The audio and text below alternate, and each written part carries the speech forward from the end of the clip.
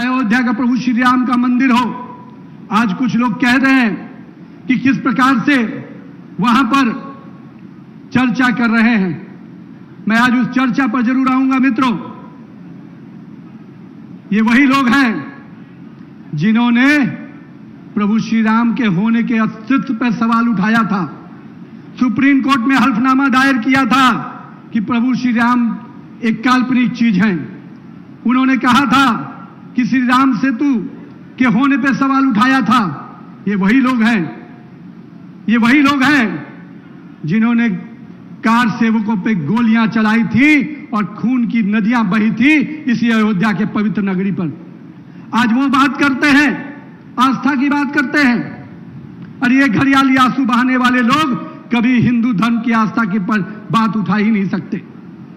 Bharatiya Janata party और मैं कह सकता हूं राष्ट्रीय स्वयंसेवक संघ के लोगों ने, वीएचपी के लोगों ने जितना संघर्ष किया, जिस आस्था के साथ 500 सालों का वो संघर्ष और पिछले 100 वर्षों का उनका जो संघर्ष है, वो कहीं ना कहीं आज भव्य अयोध्या का प्रभु श्री राम का मंदिर है उसके रूप में सामने हमें दिखता है।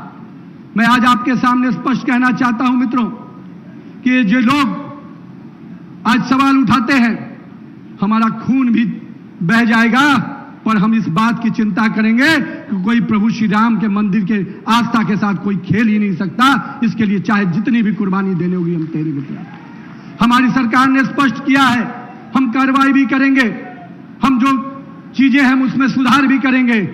पर जो ये हिंदू विरोधी ताकतें जिन्होंने हमेशा हिंदू धर्म का अपमान किया हो, हिंदू देवी देवताओं का अपमान किया हो, जिन्होंने हमारी आस्था के साथ खेला हो, आज अगर राजनीति रोटी सेकना चाहते हैं तो मैं आपको स्पष्ट रूप से कहता हूं, राहुल गांधी जी, अखिलेश यादव जी या केजरीवाल हो, आप हिंदू धर्म को इतना कमजोर मत समझिए कि आपके झांसे में आएंगे, आपके भरमाने पे आएंगे।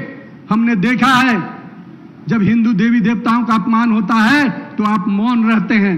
हमने देखा है तमिलनाडु में जब हिंदू देवी पूजा की पद्धति पर सवाल उठता है तो आपके शागिर्द अपमानित करते हैं, आप चुप रहते हैं। बिहार में जब रामचरितमानस का अपमान हुआ उस समय कांग्रेस के लोग मौन बैठे हुए थे। वहां के सरकार के मंत्री ने जिस प्रकार से अपमानित शब्दों का प्रयोग किया था, और यहां के मुख्यमंत्री जो उस समय के थे, मुझे वो बात दिन याद है किस प्रकार से चीजें हुई थी। मेरे पिताजी भी कार सेवक के रूप में पटना से चले थे, 2 महीने तक जेल में रहना पड़ा था और हम लोग घर में रहते थे। हमें लगता था कब मेरे पिताजी लौट के आएंगे। मैं उस समय मुश्किल से 10-11 साल का रहा हूंगा। हमारे घर में समझ में नहीं आता था कि पिताजी जिस उद्देश्य से गए हैं लौटेंगे कि नहीं लौटेंगे। 2-2 महीने जेल रहे और हमसे हमारी आस्था का सवाल उठाओगे। अरे हमने तो जितनी कुर्बानी दी है, जितनी शहादत दी है, तुम्हारा खानदान भी कभी उतनी शहादत और कुर्बानी का पछतावा नहीं कर सकता है मित्रों। आपने तो खून की नदियां बहाई है। आपकी विरासत हिंदुओं पे गोली चलाने की रही है और हमारी विरासत अपने देवी देवताओं की आस्था के लिए कुर्बान होने की रही है मित्रों।